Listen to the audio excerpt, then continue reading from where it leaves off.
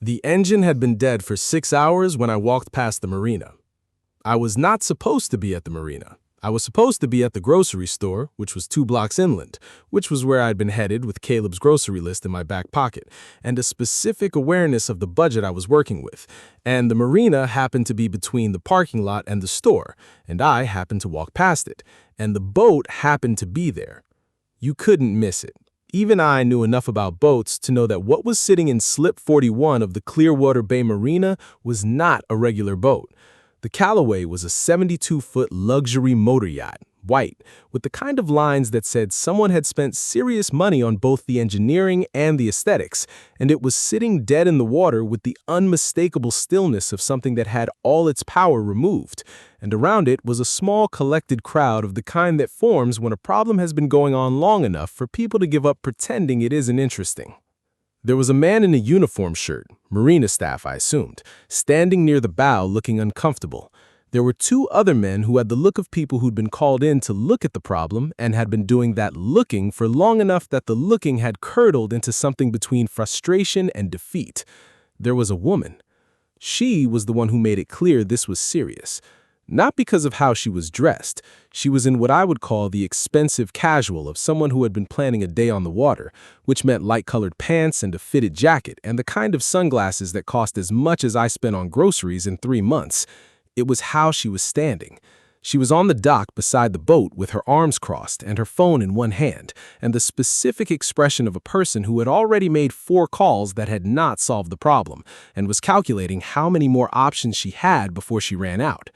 The expression said, "I have somewhere to be. This engine is in the way of that.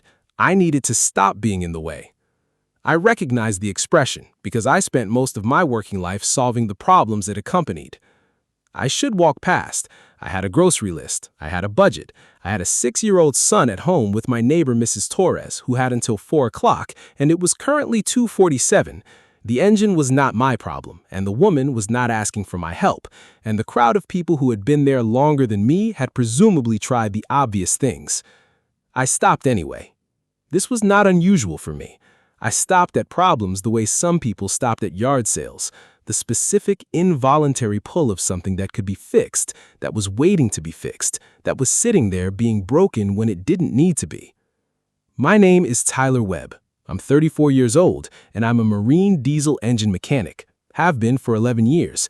Before that, I was in the Navy for 6 years, which was where I learned engines before I learned how to get paid for engines.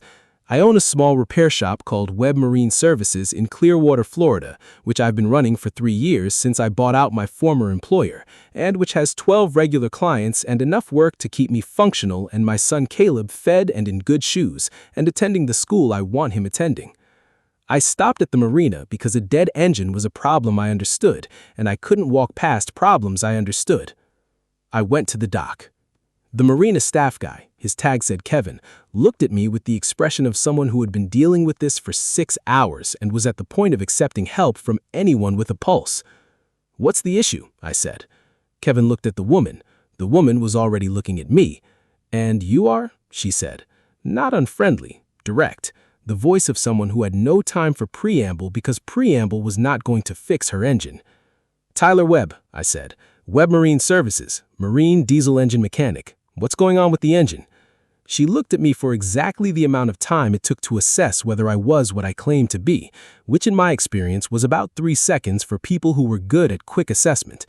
We've had 2 mechanics look at it. Neither one could identify the fault. We're getting no power to start. The batteries are fully charged, the fuel system's checked out. The electrical diagnostic shows nothing. "How long has it been down?" I said. "Since 8 this morning," she said. "We had a charter planned, a significant charter." "Have you had any recent service, any new parts installed?" "Oil change and filter replacement 2 weeks ago, our regular service company." "Who did the filter?" I said. She looked at Kevin. Kevin looked at his clipboard. "Martinez Marine Services," he said. "They sent a guy," he checked, "Dave." "What filter brand?" I said. Kevin checked again. He told me. I thought about that for a second. "Can I go on board?" I said. The woman looked at me. The 3 seconds again. Then, yes. I went below. The engine room on a 72-foot motor yacht was not a cramped space. There was room to work, good lighting, the specific organized layout of a well-maintained vessel. I looked at the engine first without touching anything, which is how I always started, reading the room before I changed it. The engine was a twin MTU diesel setup, which was the right choice for a vessel this size, and it looked exactly like a recently serviced engine should look. Clean, properly reconnected, nothing obviously wrong. I looked at the fuel filter housing. I looked at it for a moment. Then I leaned in closer. The filter housing had a safety shutoff valve, a built-in protection that killed fuel delivery if the filter was installed incorrectly, specifically if the directional flow was reversed. It was a design feature that prevented engine damage from a backwards installed filter. It was also, in my experience, the most common mistake that non-specialist service technicians make with this specific brand of filter, because the directional arrow on the housing is small and easy to miss if you don't know to look for it. I checked the arrow. The filter was backwards. I pulled out my phone and shined the light. Yes, backwards. The safety shutoff had killed fuel delivery to both engines the moment someone tried to start them, which is exactly what it was designed to do, and which had produced 6 hours of 2 mechanics checking batteries and electrical systems and fuel lines and not finding anything wrong, because everything was correct, except for the thing that a non-specialist might look at last. I found the valve reset. I reset it. I reinstalled the filter correctly, taking the 2 minutes to do it right. I went back up. The woman was standing where I'd left her. Kevin was still looking at his clipboard. The 2 mechanics who'd been called before me had apparently decided the show was over and had gone. "Try the ignition," I said to Kevin. Kevin looked at the woman. The woman nodded. Kevin went aboard. There was a pause of maybe 10 seconds. The engine turned over. It started. The sound of a correctly functioning MTU diesel engine at idle was a very specific sound, a deep, even, powerful rumble that communicated competence in the same way that a correctly built thing communicated competence, which was simply by doing what it was designed to do without drama. The marina dock, which had been quiet for 6 hours, made a small collective noise that was not quite applause and not quite a gasp, but was something in between. I looked at the woman. She was looking at the engine panel where the indicators were all green, and then she looked at me. "What was it?" she said. "Filter installed backwards. Fuel safety shutoff engaged. The filter brand you used has a directional flow. The arrow is small, easy to miss if you don't know to look for it. Whoever did your service 2 weeks ago installed it incorrectly." She was quiet for a moment. "The other 2 mechanics," she said. "They were checking the right things. They just checked them in the wrong order. The shutoff valve was the last thing anyone would look at because the symptom looked electrical. But you looked at it first," she said. "I've seen it before. MTU diesels, that specific filter brand, it comes up. Once you've seen it once, you know where to look." She looked at me with an expression I couldn't yet fully read. Assessment, yes, but with something under the assessment that was more complicated than a professional evaluation. "How long were you down there?" she said. 8 minutes, Kevin said. He said it the way people said things they found slightly difficult to believe even as they were saying them. The woman looked at Kevin, then at me. 8 minutes, she said. "The fix was simple once I found it. The finding was the work." She uncrossed her arms. She put the phone in her pocket for the first time since I'd arrived. She looked at me with the full direct attention of someone who had made a decision and was now acting on it. "I'm Vivian Calloway. This is my boat, and I own Calloway Marine Group." I processed that. Calloway Marine Group was one of the largest marine services and yacht charter companies on the Gulf Coast.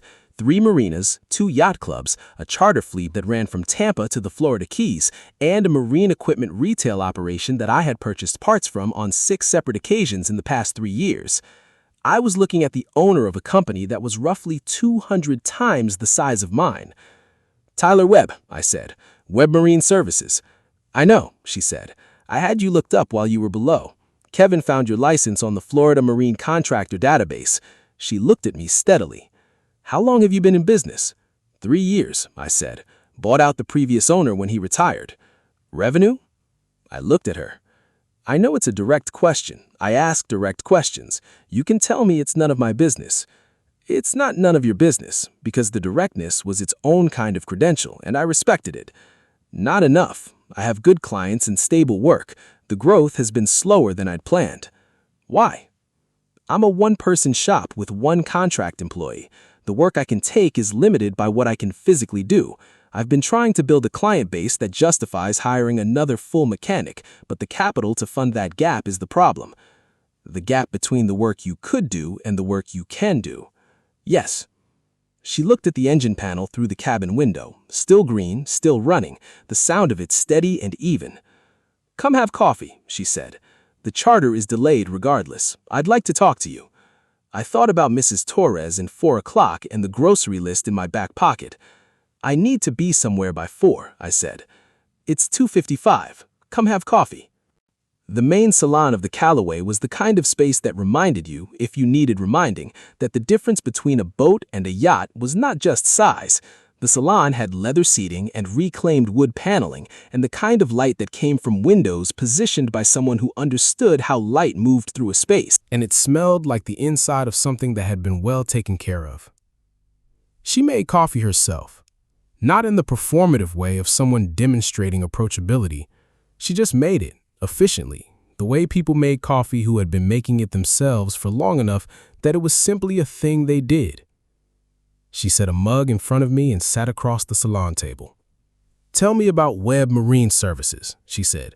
"Not the resume version, the real version." I thought about that. I started it because I got tired of doing the same work for someone else and knowing I could do it better. Not because they were doing it badly. Dave, my former boss, was a good mechanic and a decent person, and I learned things from him. But I could see how the business should work, and I couldn't make it work that way from the position I was in, so I bought him out when he wanted to retire. "What do you see?" she said. "About how it should work. Most small marine service operations are reactive. Something breaks, someone calls you. You come, you fix it, they pay you, you leave. They don't think about you until something breaks again. The margin on that model is thin because the work is unpredictable and the competition on emergency calls drives rates down." I wrapped both hands around the mug. The better model is preventative. You build relationships with boat owners where you're the person who keeps things from breaking rather than the person who comes when they break. Regular inspections, service contracts, systems monitoring. The margin is better. The work is more predictable, and your clients don't have 6-hour engine failures because nobody caught a backwards fuel filter in a 2-week-old service. Vivian looked at me.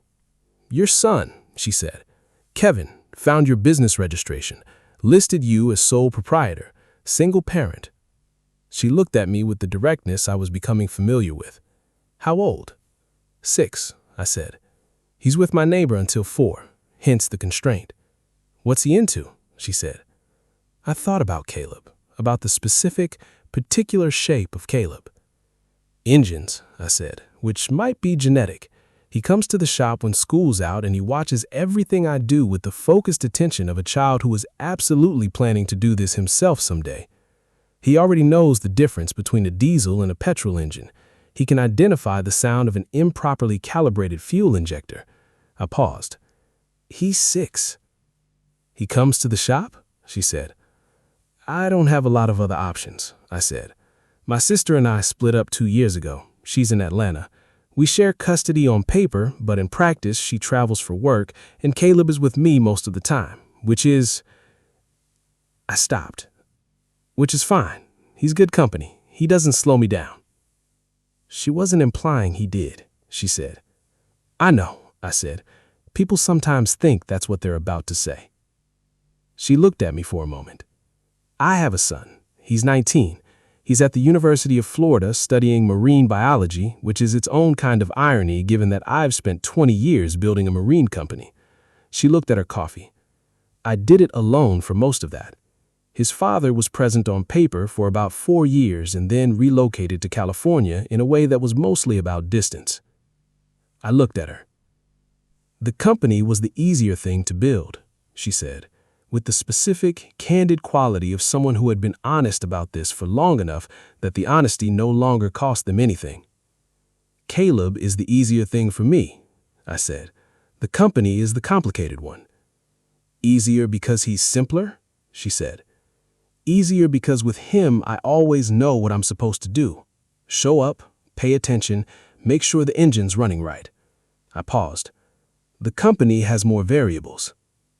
She looked at the salon windows, where the marina was visible outside and the afternoon light was doing what Florida afternoon light did, which was turning the water into something that looked slightly unrealistic. "Tyler," she said, "I want to tell you something, and then I want to make you an offer. And I need you to hear the something before the offer because the offer will make more sense in context." "Okay." "Calloway Marine Group has a service division," she said.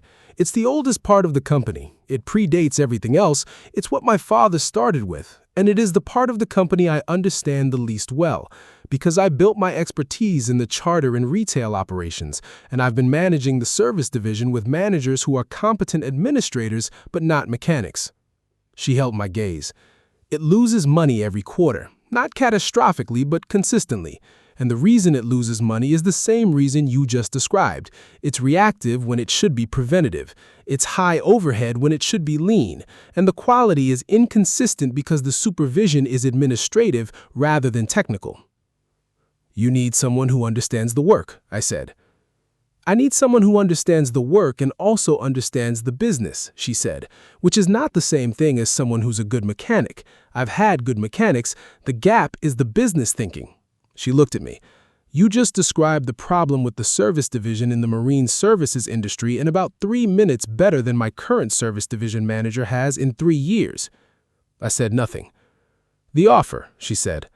"I want to fold Webb Marine Services into Calloway Marine Group's service division, not acquire it, merge it. You bring your client relationships, your methodology, your quality standard. Calloway brings scale, facilities, purchasing power, and the anchor clients you said you needed." She looked at me steadily. "I want you to run the service division, not manage it, run it, with equity in the division and a path to equity in the parent company based on performance." I sat with this. "How much equity?" I said. The direct question, because she'd established that direct questions were acceptable in this conversation. "I'll start at 15% of the service division," she said, "with performance milestones that take it to 25 over 3 years, and a seat at the leadership table for the parent company decisions that affect service." I looked at my coffee. "You watched me fix an engine for 8 minutes," I said. "You watched me diagnose a problem that 2 other mechanics couldn't find and fix it in 8 minutes. And then I listened to you describe a business model and a market opportunity with more clarity and accuracy than most people I've hired at the VP level." She paused. "The engine was evidence. The conversation was the actual evaluation." "What if I'm not the same in a larger organization?" I said. "What I do well because I'm small. I can move fast because there's no committee. I can maintain quality because I'm doing the work myself. Scaling that is not guaranteed." "Nothing in business is guaranteed," she said, "but people who ask that question before they take an offer are usually the ones who make it work afterward, because they've already thought about the failure modes." I looked at her. She was right, and I knew she was right, and the knowing didn't make it simple. I thought about the gap between the work I could do and the work I could get to, about the client base that was stable and not growing fast enough, about the second mechanic I couldn't afford to hire and the service truck I was borrowing from the marina 2 towns over, about the grocery list in my back pocket and the budget I was working with, about Caleb coming to the shop after school and watching engines with the focused attention of someone who was planning to understand them completely. "I need to ask you something," I said. "Ask," she said. "Caleb comes to work with me sometimes, not every day, but when school's out and my neighbor isn't available. He sits in the shop, he watches, he doesn't touch anything he's not supposed to touch. Some clients love it, some clients don't. A larger operation with more corporate structure might have a problem with it." She looked at me. "Does he distract you from the work?" "Never," I said. "Does he disturb clients?"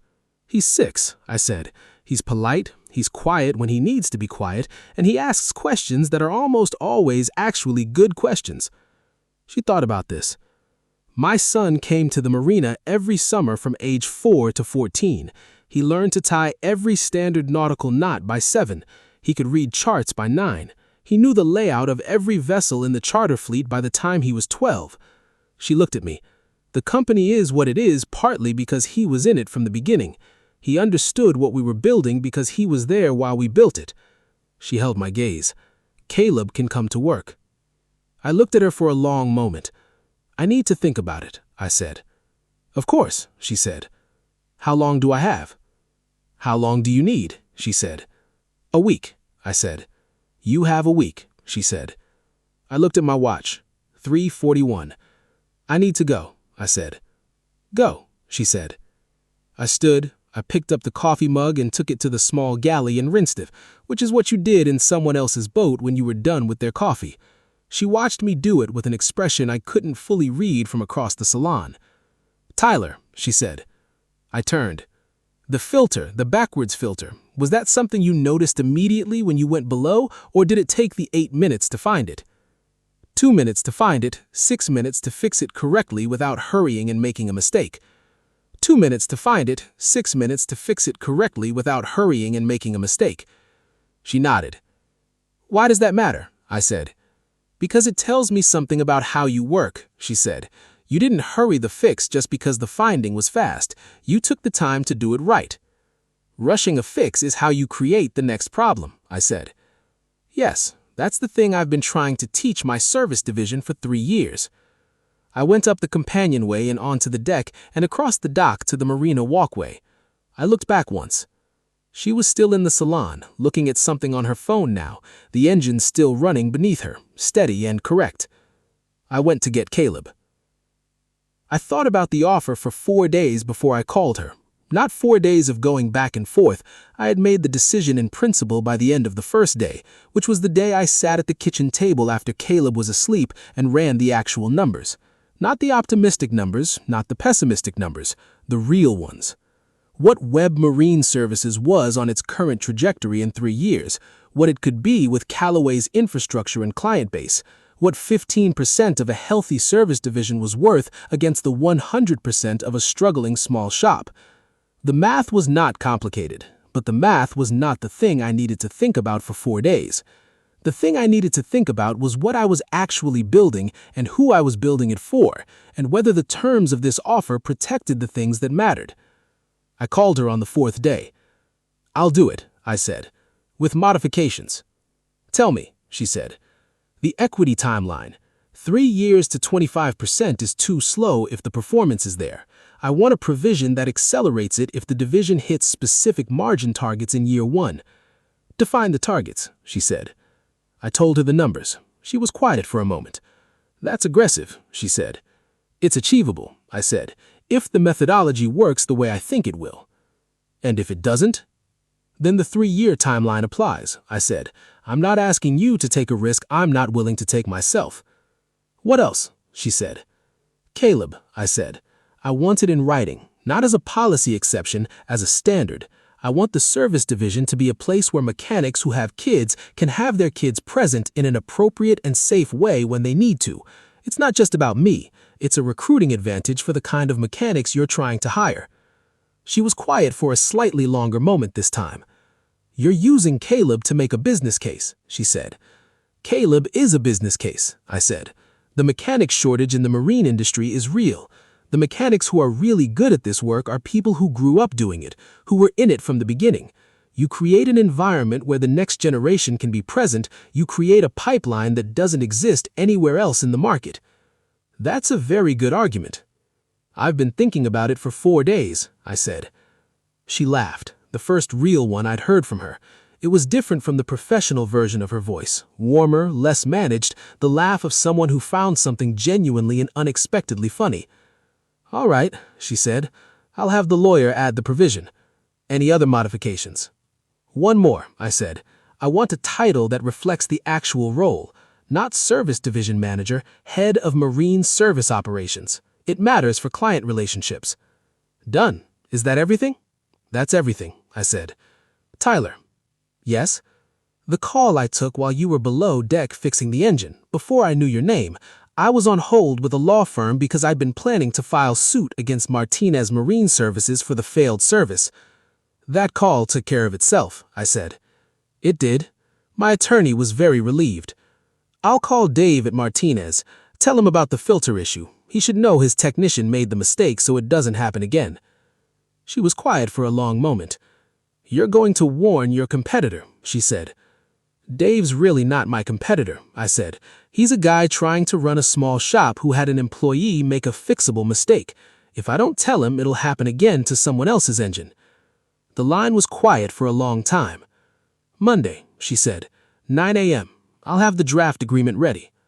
"I'll be there, with Caleb. School doesn't start until 10 on Mondays." "Bring him. I'd like to meet him."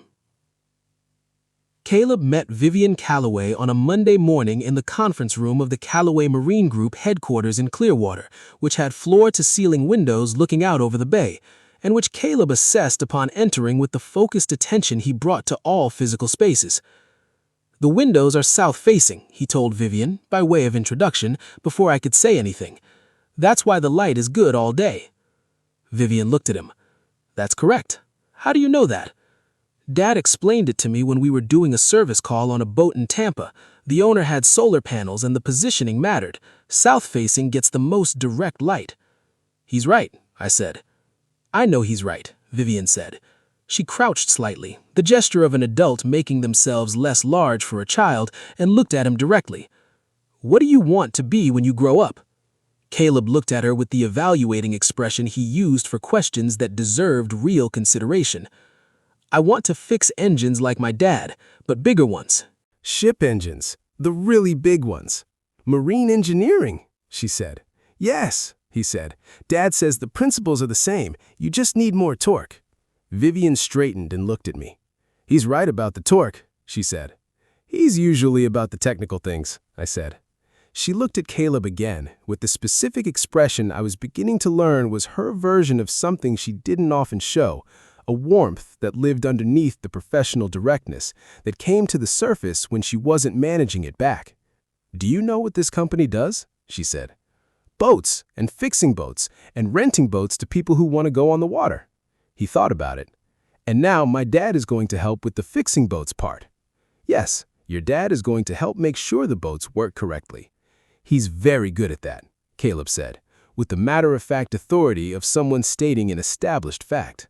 "I know," she said. "I watched him do it." Caleb looked at me. "She was there when you fixed the engine?" "She was," I said. "It's her boat." He looked at her with renewed interest. "The MTU diesel?" She blinked. "Yes." "Dad told me about the filter, the directional flow. He said it was the third time he'd seen that specific mistake on that specific engine and filter combination, which is why he knew where to look." Vivian looked at me. "Third time," she said, not a question. "I should have updated the knowledge base," I said. "Put it in the standard inspection checklist. I kept it in my head instead. One of the first things you should do when you take over the service division is get everything out of everyone's heads and into a system." "That's on my list," I said. "Good," she said. She looked at Caleb one more time. "You're welcome here," she said to him. "Any Monday." Caleb thought about this. "Can I see the engine room of the Calloway?" "After the meeting," she said. He sat down in the conference room chair with the settled satisfaction of someone who had negotiated the terms he wanted. I looked at Vivian Calloway across the conference table, the same table where a draft agreement was waiting with provisions about equity timelines and margin targets, and a standard that said that in the service division of Calloway Marine Group, mechanics who built this work into the fabric of their families from the beginning would find a place that was built for that. I thought about 8 minutes in an engine room and a backwards filter and the specific pull of a problem that could be fixed by someone who knew where to look. I thought about the difference between the work you could do and the work you could reach, and what it meant when someone handed you the scale to close that gap. I thought about Caleb, who wanted to build on what I'd built, who was already learning the language of it, who was sitting in a conference room chair with the settled patience of someone who'd been told he could see the engine room afterward and decided that was worth waiting for. "Ready?" Vivian said. "Ready," I said. 6 months later, the service division's quarterly margin report came back positive for the first time in 3 years. Not by the margin I'd projected, better. The preventative service model had produced 12 new annual contract clients in the first quarter alone, and the standardized inspection protocols I'd built from the collective knowledge of every mechanic in the division had reduced warranty callbacks by 40%. Vivian sent me the report with one sentence attached. It said, "The accelerated equity provision triggers. Call me." I called her. 22% as of this quarter. That's ahead of the schedule you proposed. The team was better than I expected, I said. I brought in the model, but they executed it. You're going to tell me the credit belongs to the team, she said. The credit belongs to the team, I said. I know, she said. I'm also telling you it's yours too, and you need to be able to hold both of those things at the same time. I thought about that. Vivian, I said. Yes. The half-company offer, I said, when you made the offer the first day, equity in the division and a path to equity in the parent company. Yes, she said. How serious was the parent company path? I said. A pause. How serious do you want it to be? She said. I thought about the Calloway on the water that first day, about the green indicators on the engine panel, about a woman with her arms crossed who had somewhere to be and an engine in the way. I think the service division model works for the whole company, the charter operation, the retail, the same principle, preventive over reactive, systems over individual knowledge, margin through relationship rather than emergency. I paused. I think there's a bigger version of what I've been doing in the service division. She was quiet for a long moment. Come to the boat Saturday, she said. Bring Caleb. We'll take her out and you can tell me what the bigger version looks like. Saturday, I said. Tyler, she said. Yes. The filter, she said. That was on the standardized inspection checklist you built.